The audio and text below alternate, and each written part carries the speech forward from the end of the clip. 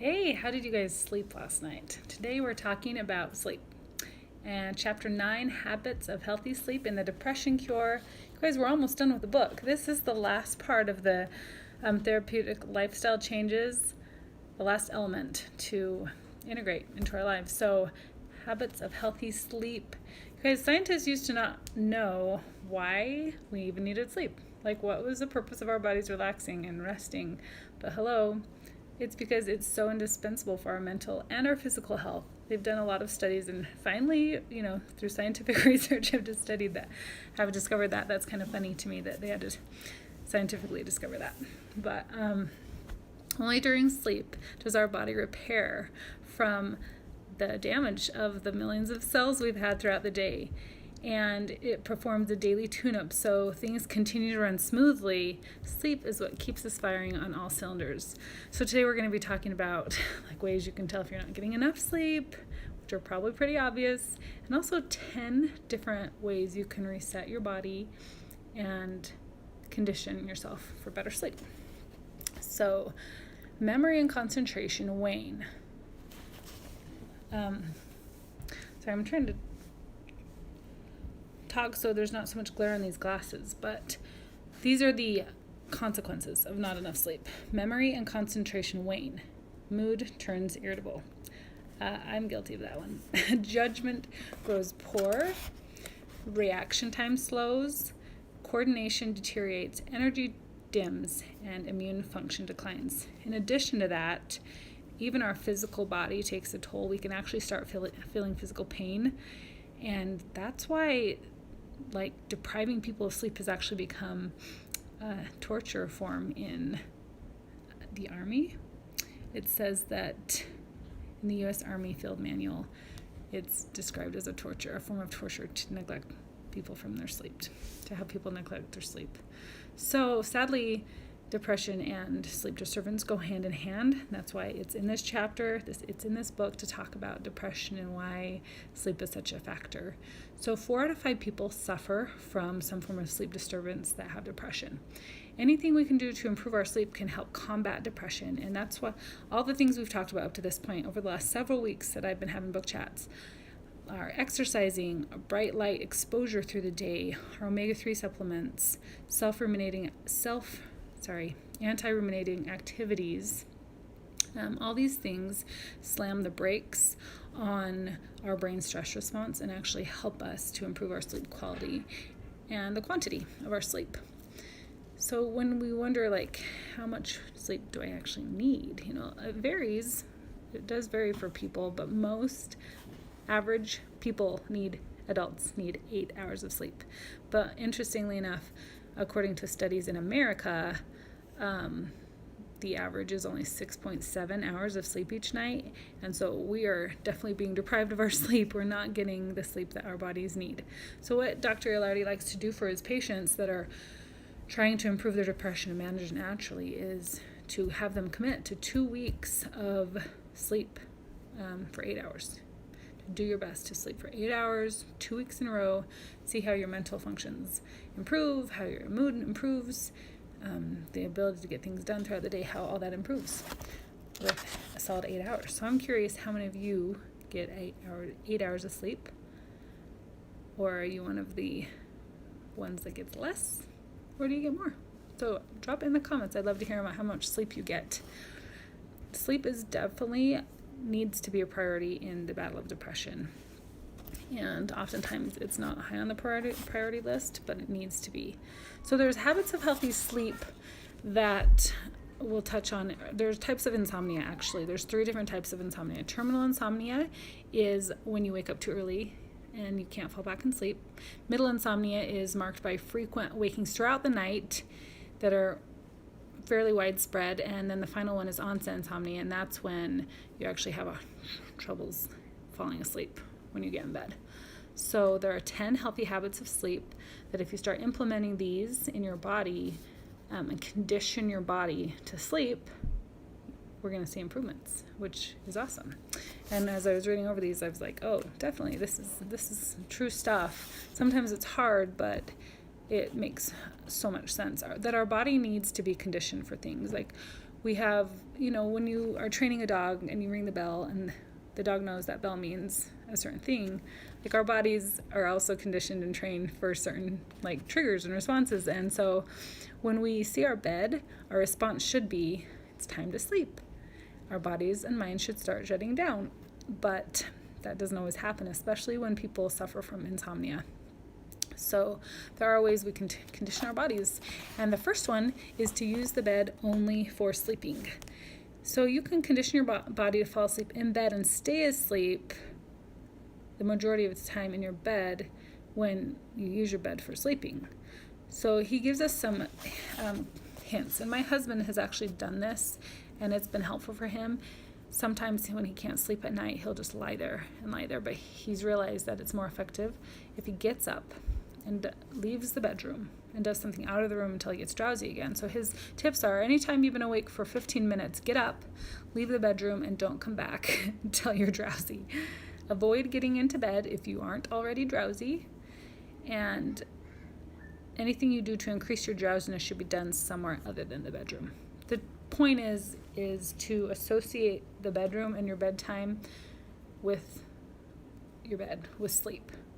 Also, you can make an exception in the case of sex, and avoid sleeping anywhere other than your bed, because pairing sleep with any other setting like the sofa, the recliner, or the guest room interferes with the process of programming our bodies and have those reflexes occur when we enter our own bedroom. Okay, number 2. Get up at the same time every day. Did you know your brain comes with a built-in sleep meter? A cluster of neurons deep in the brain tracks how much shut-eye you've been getting and estimates how many more you need to be any given time. So based on its calculation, it sets your sleep drive, which can usually feel a moment-to-moment basis as a sense of drowsiness. So when sleep drive is appropriately high at bedtime, problems with insomnia tend to be minimal. And there are some pivotal things you can do to enhance the sleep drive. I'm not going to go into the rest of that. There's a lot of information there. But number 3, avoid napping. Simply put, anytime you nap, it strongly reduces the brain's sleep drive, which then sets you up for potential insomnia later that night. There's also evidence that napping can cause a reduction in restorative sleep. So taking a nap is a bad idea for anyone with sleep difficulties and anyone who's depressed, even though it might feel like the most natural way in the world to spend a sleepy afternoon. But for those who have no sleep problems, the occasional nap is not going to pose any risk. So, napping's not a bad thing if you don't already have sleep problems. But if you're having sleep problems, you have depression, you want to try to avoid naps so you can get your rhythm back in and condition your body back to sleeping well. Number 4, avoid bright light at night. We now have our phones and our tablets and TVs in bedrooms. We personally don't have a TV in our bedroom for this reason. We want to associate our room with sleep. And so when you're having bright lights on at night in your room, it really throws you off. So a lot of people who have insomnia, trouble falling asleep at night, are victims to this because it tricks your brain into thinking it's not nighttime yet. So the light exposure in bed. So once you've been in bed, it's best to keep your bedroom dark. Late sunlight exposure. So this was covered a little bit in the Let There Be Light chapter. So sunlight exposure in the early evening can suppress sleep drive for hours. And when such exposure occurs several nights in a row, it can throw the body clock off. So if you want to revisit that, it's back in Let There Be Sleep or Let There Be Light chapter. So a good thing about that is putting your phones and your devices aside. Don't even have them in your bedroom, unless, of course, you use them for your alarm. But it's just, if you eliminate the, if you eliminate the temptation, there you go, and just have it in a different room, or far from your phone, like over on a dresser or something, or far from your reach on a dresser or something. Okay, number 5 is avoid caffeine and other stimulants. So a lot of people wake up in the morning and will have caffeine to wake them up, coffee or something. But it stays in your body for quite some time throughout the day. And so by 4 o'clock in the afternoon, if you've taken, sorry, let me look back at this. So let's say you have a strong cup of coffee at noon. By 4 o'clock in the afternoon, you still have 100 milligrams of coffee in your body. By 8 o'clock, there's still 50 milligrams. And so even at midnight, you still have a trace of milligrams of caffeine in your body. So if you're going to drink coffee, it's best to do it right in the morning and not have any in the afternoon at all, because that caffeine stays in your body and it has a hard time. It makes it harder for you to sleep. Number 6 is to avoid alcohol at night. Many people who have onset insomnia use alcohol in an effort to increase drowsiness before bed. This strategy sometimes works, but it causes a horrible rebound effect with frequent wakings, poor quality of sleep, and it's a good idea just to avoid alcohol within a few hours of bedtime. And then habit number 7, if possible, keep the same bedtime every night. I don't know how many of you are parents, but when we go through like sleep training our children, we have 5, it's so important for them to have a routine. Like they know it's coming up, they know when it's bedtime because of the triggers, the routine we're doing. So it's important for adults as well. If we keep that same routine, then our brain is like recognizing what we're doing and it's getting ready to go to sleep. It will help us have a better night's sleep. Habit number 8, turn down your thermostat at night. Who does this? Drop a 1 if you turn down your thermostat at night. There's evidence that a mild drop in temperature at night helps increase our sleep drive. This may seem a little puzzling until you consider that our remote ancestors always slept outside or in open huts where it gets colder around bedtime. And since our bodies are still largely designed for that era, it actually sends a signal into our bodies that it's time for sleep. I love when the temperature's cool, like in the summer, we'll open up our windows and then we just snuggle and cuddle with all of our blankets. Oh, that's so cozy to me to have the temperature a little lower. It's just like a miserable thing when you're like hot and sweating, you're like throwing the covers off because you're so hot. But that will help if you turn down your temperature. And number 9, avoid taking your problems to bed with you. How many of you guys do brain dumps? Drop a 2 if you do brain dumps. Really, it's hard to fall asleep when I have so much on my mind going on. So what I've learned is have a notebook by your bed, write everything down, because once it's out of here and on paper, then your body and mind can relax. Because you have it written down, you're not going to forget because now it's on paper. Just a minute. But there's really only one thing. Oh, sorry. My daughter just walked in and I lost my train of thought. So let's see. Okay, so do a brain dump. So here's a few different things about going to bed. Some bullet points about avoid taking your problems to bed with you. So some people replay scenes from their favorite movie in their head. That helps them fall asleep. Or visualize a relaxing scene. I know there's some really great apps now that help you sleep with sounds and music or whatever. So play a round of golf in your mind's eye. Visualize playing golf. I've never ever thought of that. Use progressive muscle relaxation. Use another proven relaxation technique like diaphragmatic breathing. I actually fall asleep every night by focusing on breathing through my nose. Like this really helps. I'll just keep my mouth closed. I'll breathe in and count to 4. And I'll breathe out, count to 4. And I'll just take these deep breaths in with my nose, out with my nose, in with my nose, out. And I'm like out. Like breathing with my nose helps me so much. Just having those rhythmic breaths.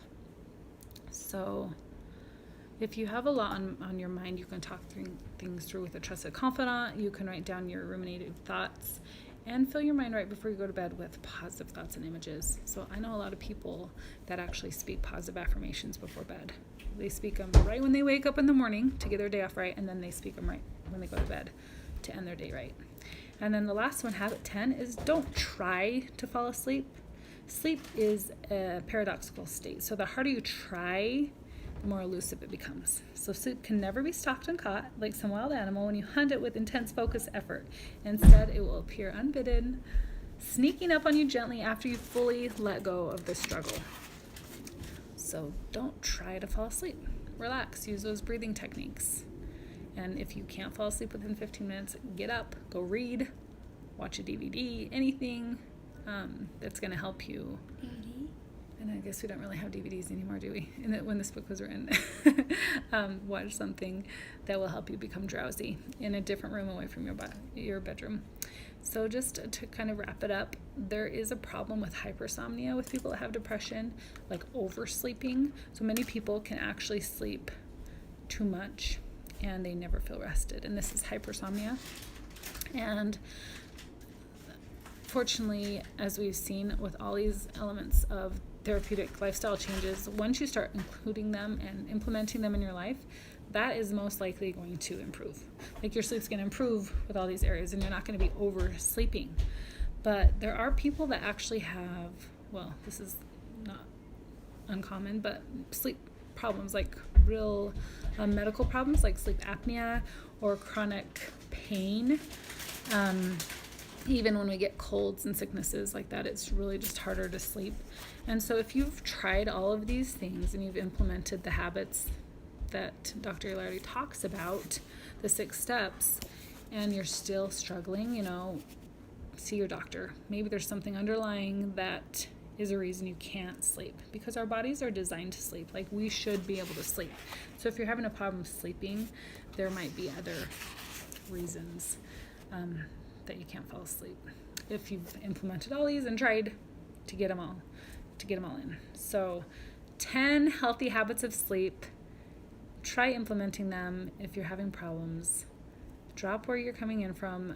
I'd love to hear if you're finding any value in this. You guys, we're almost done. We're actually starting part 3 next week, and part 3 is only a couple chapters long, and it's implementing all these things. Like, how do you do it? Now that we've read and learned about all these 6 things, how do you actually make the change and implement it? And so chapter 10 will be putting it all together. And we will see you next week.